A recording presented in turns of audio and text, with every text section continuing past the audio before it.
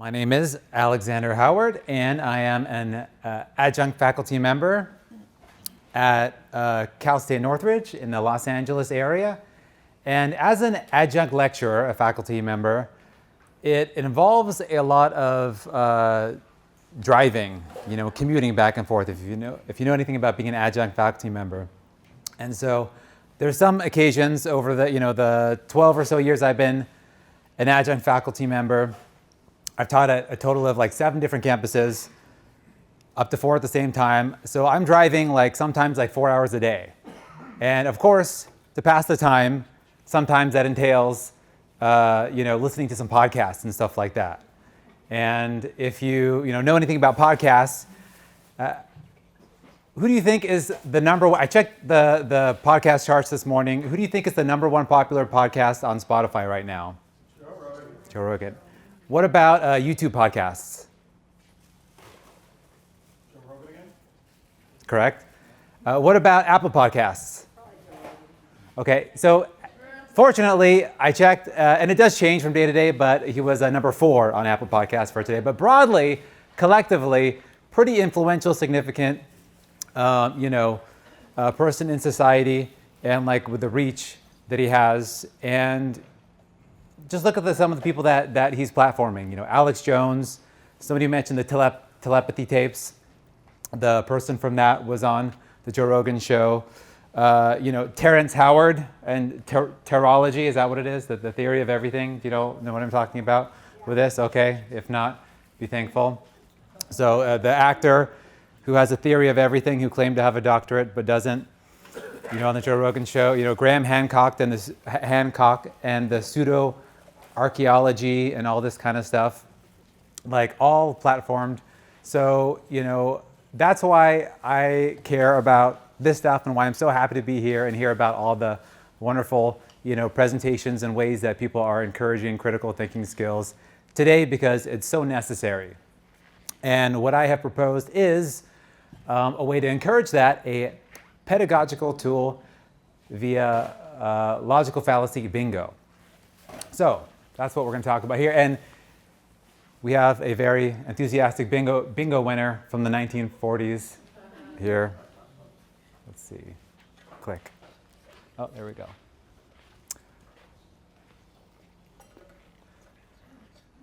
So first, to define some key terms, we all know a fallacy is some kind of erroneous way of reasoning that is faulty in some way, more broadly speaking.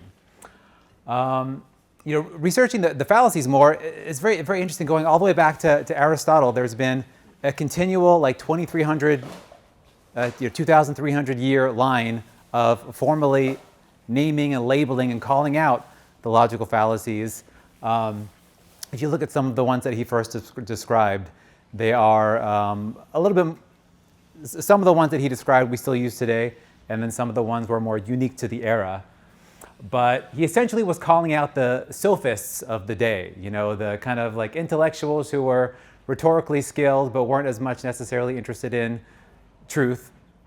And they were kind of going around and, peddling whatever they were doing. But he was so upset, he wrote this whole kind of refutation and labeled these fallacies to call them out.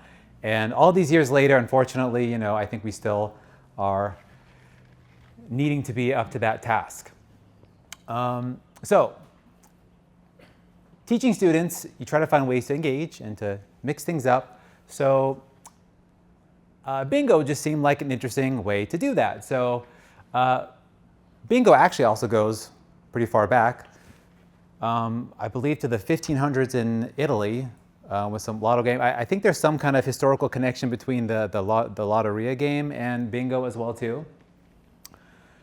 And I guess it was initially somewhere down the line, they used beans to mark the cards. And so Beano became bingo.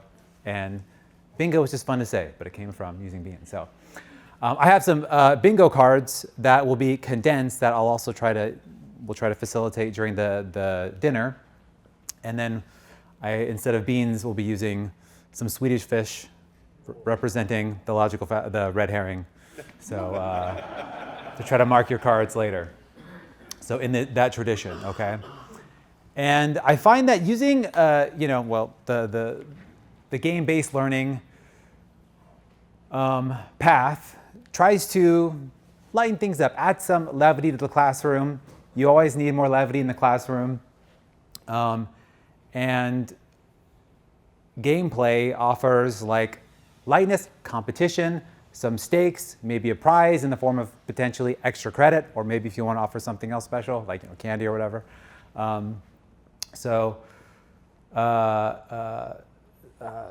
Some kind of form of chance, and these are all different aspects of play that can be integrated into learning the logical fallacies via the bingo.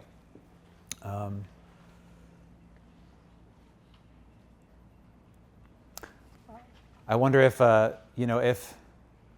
if there was like a corollary thing to the Joe Rogan podcast in Aristotle's time, and if the sophists would have like been on that circuit.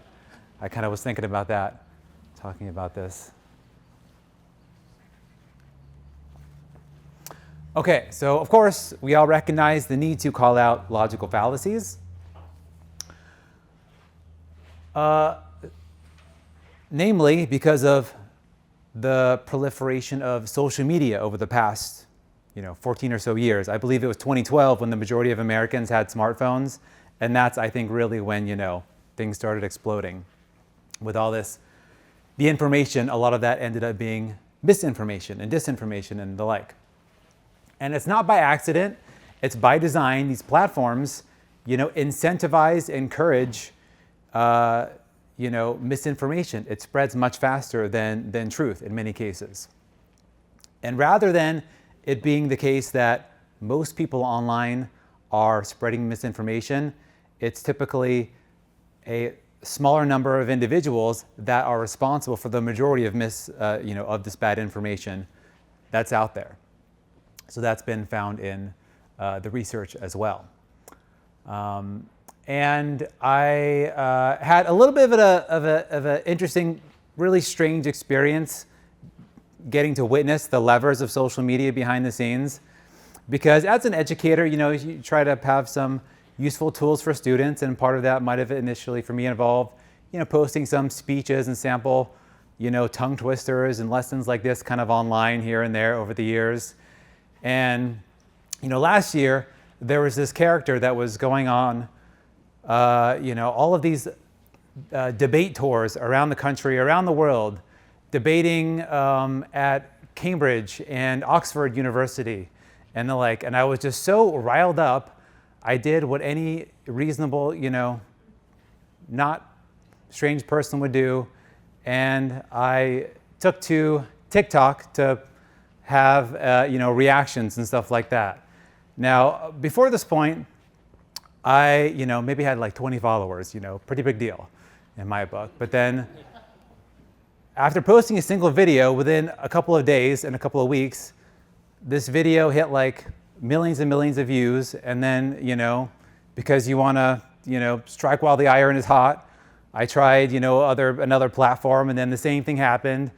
And it demonstrated just how like rage bait and a controversial figure can elicit a big response from the audience. So it was the little known person was Charlie Kirk, who was kind of a viral thing last year.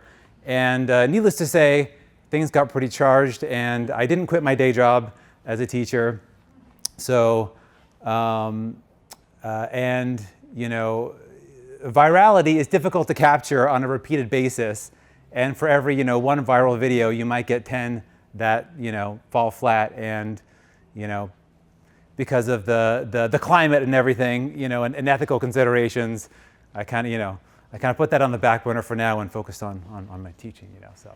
But it was a weird, look behind the curtain at how social media, what takes off, what doesn't, and, why, and all of those factors. So, of course, Alex Jones on the Joe Rogan Show, platformed by him many times.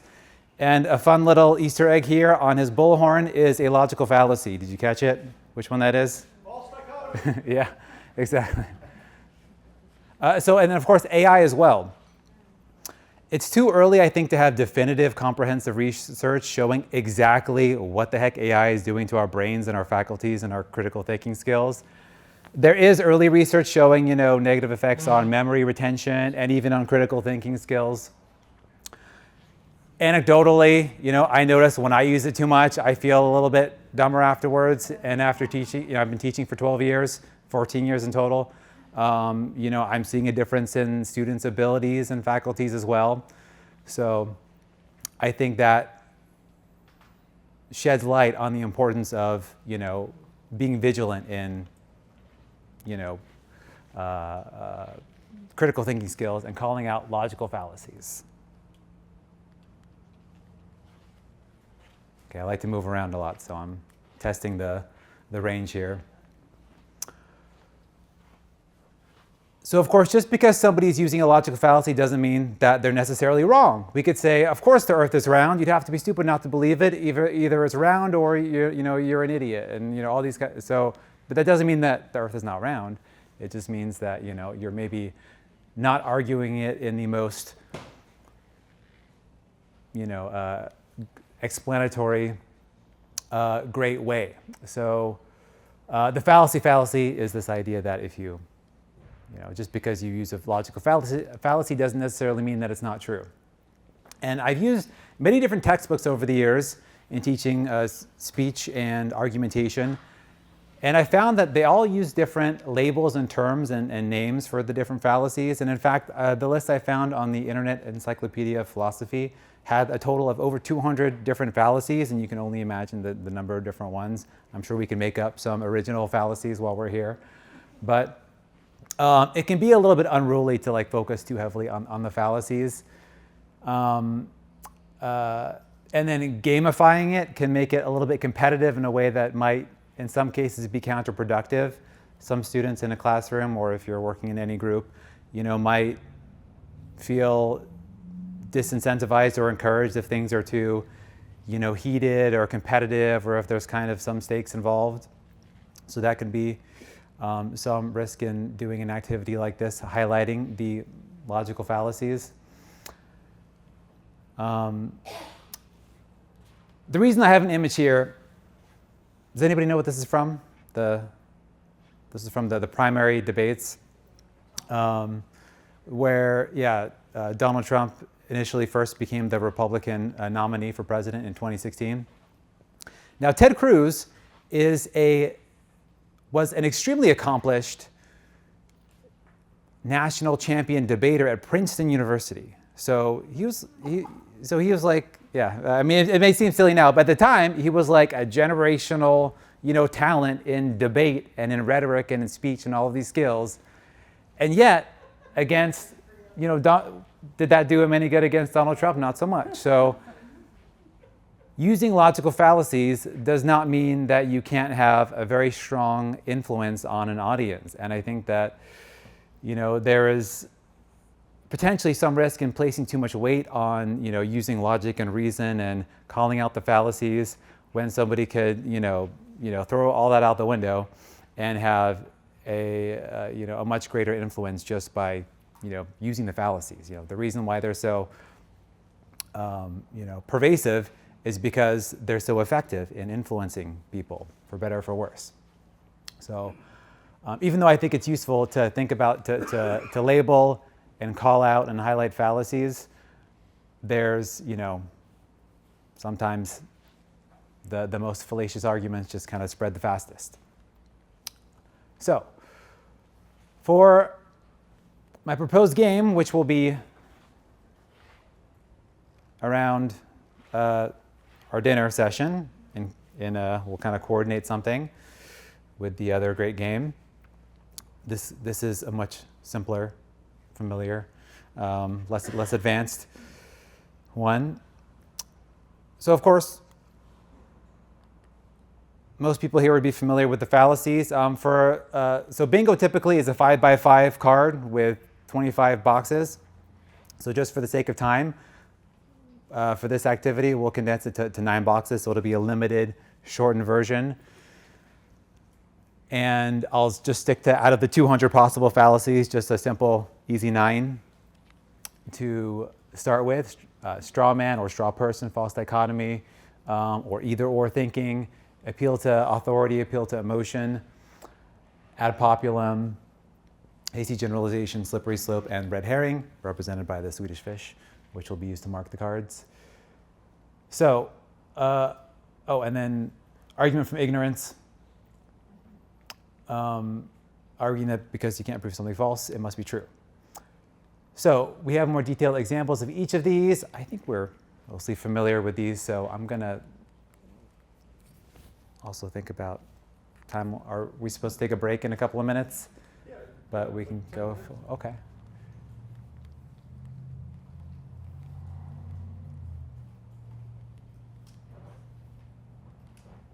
Okay, we've heard these fallacies before. I'm sure we can use examples. So, using this in a classroom format, it can be scaled in different ways. You can have physical printed out cards. You could have prizes. You could potentially use a 5x5 bingo card with all the fallacies. You can use different cognitive biases or any kind of concepts you want to use. Or the most simple option would be, let's say there is an interview or like a telepathy tapes podcast clip or some kind of debate that you wanted watching around students. In this format, you can just throw up a bingo card and just have everybody collaborate together and call them out and talk about the definitions as you go. So that would be the most low friction, easy way to do it. And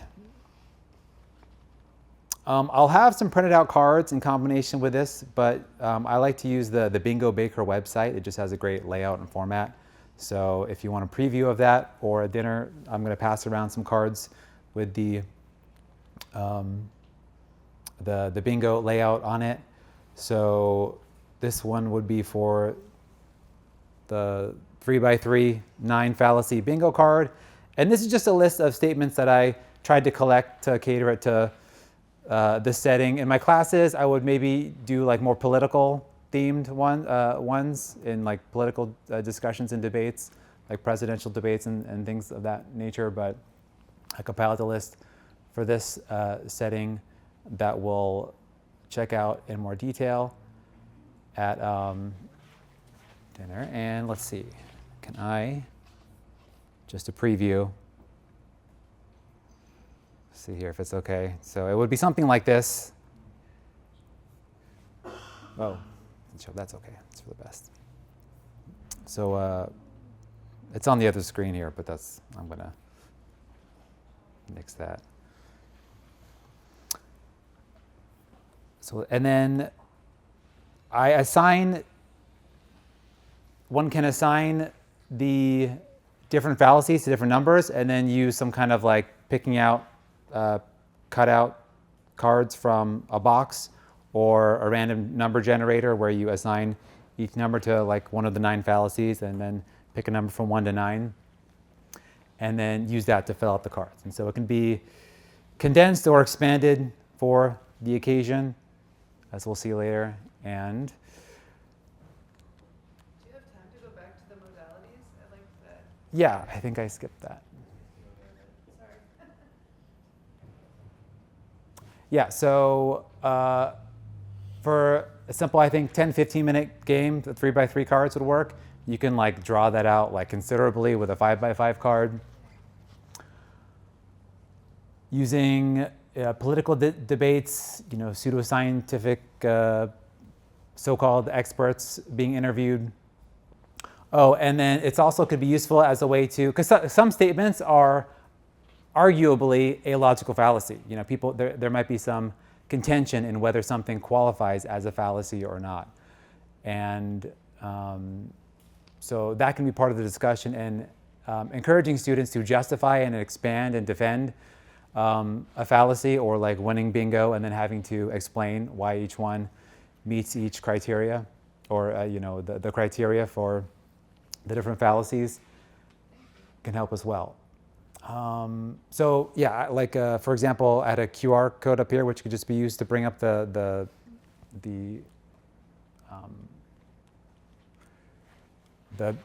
the bingo card or printed out copies. I'll have printouts with this and some bingo cards at dinner.